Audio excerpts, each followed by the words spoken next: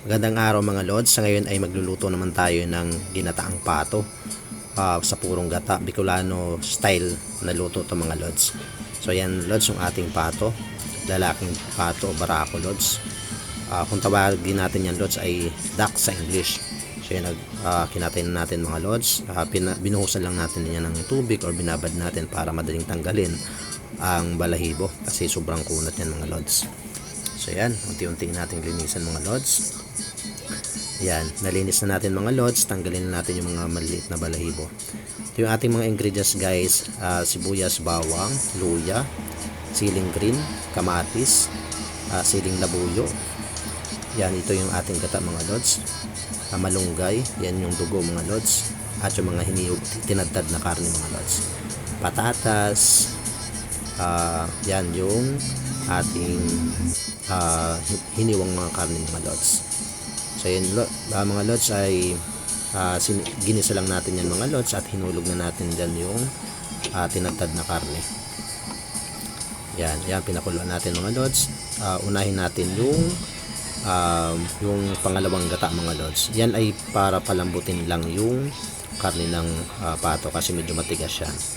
So ito mga lods ay pinakuluan ko mga lods sa loob ng mga 3 oras para medyo malambot talaga siya mga lods. Yan, hinalo lang natin yung pangalawang gata yan mga lods.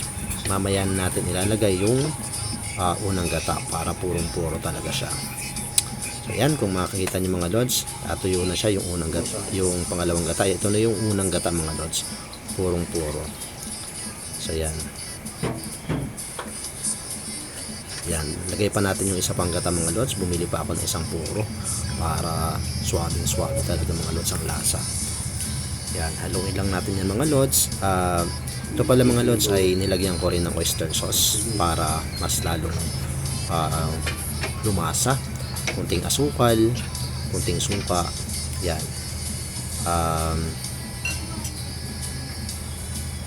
Yan, tapos pinakuluan lang natin ng maigi mga lods. So lagyan na natin mga lods yung mga gulay natin kasi medyo malambot na yung karne. So patatas, tapos lagay na rin natin yung ating malunggay mga lods. So yan, tapos haluin lang natin mga lods para masaturate siya at maluto ng maayos yung ating gulay. Ito yung mga lods yung ating huling ingredients. Yan, puting sili, tapos yung kamatis. May nauna na tayo yung mga lods na nilagay kanina. Pero ngayon ito pampatingkad lang yan ng gulay. So ito na yung lods, yung yung dugo ng pato nilagay pa rin natin, sayang.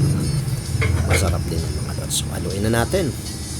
Ayan, kung nakatakam na ako mga lods. So yun.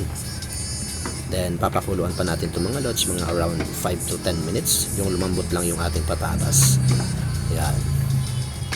So nilagyan ko na itong mga lods na konting asukal para mas manamis-namis yung lasa niya. Kunting asim, tapos kunting tamis, kunting alat. Yan, swabe ang lasa talaga. Ayan. So, yan, takpan lang natin. So, ito na nga mga lods, yung ating resulta ng ating pinakuluan. Sarap na sarap talaga mga lods. Sobrang maalat, maanghang. Para sa iba pang mga video na katulad nito mga lods, pa-like na lang po at pa-subscribe. Maraming salamat mga lods.